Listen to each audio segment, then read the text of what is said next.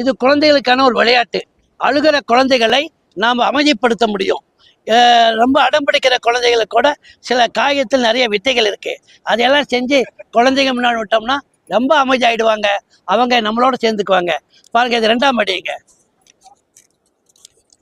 2ஆம் அடிச்சிட்டிங்கன்னா 2ஆம் அடிச்சிட்டிங்களா? மடிச்சிட்டியா? 2ஆம் நல்லா நெய் விட்டு 2ஆம் அடிச்சிடு. மீண்டும் 2ஆம் அடி. அப்படியே இருங்க. முன்னாண்ட பாருங்க, 2 கொம்பு இருக்கு. மாட்டுக்கு முன்னாண்ட கொம்பு இருக்கு. முறுக்குமா கொம்புக்கு முன்னாண்ட போனால் என்ன செய்யும்? சத்தமாக சொல்லுங்கடா. முட்டிடும்.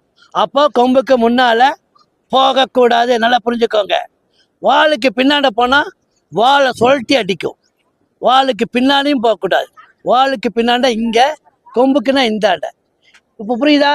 கொம்புக்கு முன்னாண்ட போவீங்க, வாளுக்கு பின்னாண்ட போவீங்க. அடுத்தது பாருங்க, இந்த இடத்துல ஒரே ஒரு விரல் தள்ளி, ஏன்னா கொம்புக்கு பின்னாண்ட ஒரு விரல் தள்ளி கிளின்னு கிழிக்கிறேன். என்னது? கிளின்னு கிழிக்கிறேன். ஆனால் பூரா கிழிக்கல. இங்கே பாருங்க, அப்படியே கிழிச்சுக்கிட்டு கீழே வரேன். அப்படியே வரேன். இங்கே பார்த்துக்கோங்க. இது கைப்பிடிக்கிற அளவுக்கு வருதான்னு பார்க்குறேன். வச்சு பார்க்குறேன். நான் வரல கைப்பிடிக்கிற அளவுக்கு. பாருங்க, கைப்பிடிக்கிற அளவுக்கு வந்துருச்சு. இதுதான் அளவு. இது என்ன செய்கிறோம்? 2ஆக பிரித்து இந்த பக்கம் ஒன்று, இந்த பக்கம் ஒன்று வச்சுக்கிறோம். குழந்தைங்க அழுகும் போதே குழந்தைங்க முன்னாண்ட வாழை பிடிச்சி ஆட்டுனா டண்டனக்கா டண்டனக்கா டண்டனக்கா பாட்டு.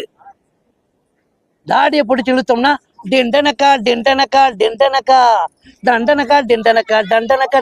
குழந்தைங்க முன்னாண்ட இப்படி விளையாடணும்னா குழந்தைங்க அழுகிற குழந்தைய விட்டுட்டு இதை உத்துப்பா கவனிப்பாங்க.